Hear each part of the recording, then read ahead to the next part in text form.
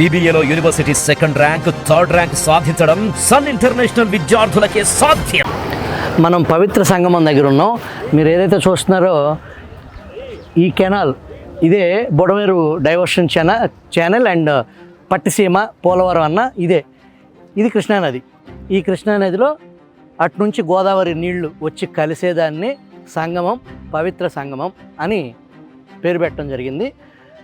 గత తొలి ప్రభుత్వం, విభజిత ఆంధ్రప్రదేశ్ తొలి ప్రభుత్వం 2014 నుంచి 2019 వరకు ఏదైతే చంద్రబాబు నాయుడు ప్రభుత్వం ఉందో, ఇక్కడ రోజు ఈవినింగ్ సాయంత్రం సమయంలో హారతి, ఏదైతే గంగానదికి హారతి ఇచ్చే అట్లాంటి ఒక ఏర్పాటు ఇక్కడ ఉంది.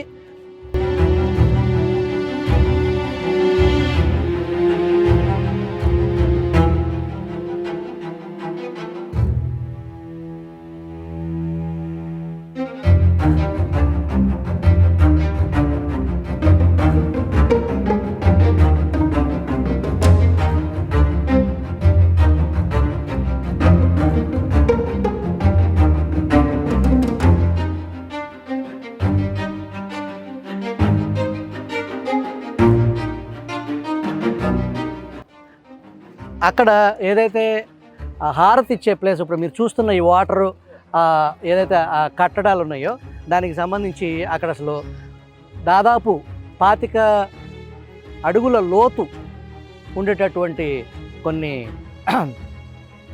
దాదాపు 30-40 మెట్లు ఉండే పరిస్థితి ఉంటుంది కింద.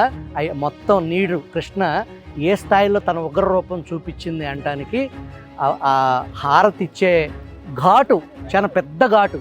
ఆ ఘాట్ అంతా మునిగిపోయి నీళ్లు నది దాదాపుగా national highway, Vijayawada national highway మీదకి వచ్చిన పరిస్థితి. అసలు ఇక్కడ ఒక ఘాటు ఉన్న ఆనవాళ్ళు కూడా లేకుండా మొత్తం అటు నీరు, ఇటు ఘాటు, రోడ్డు మీదకి, అక్కడ నుంచి ఫెర్రీ మీదుగా ఇబ్రహీంపట్నం, మూలపాడు ఊళ్ళల్లో కూడా నీళ్లు కృష్ణ పొంగింది అంటానికి ఇది సాక్షి.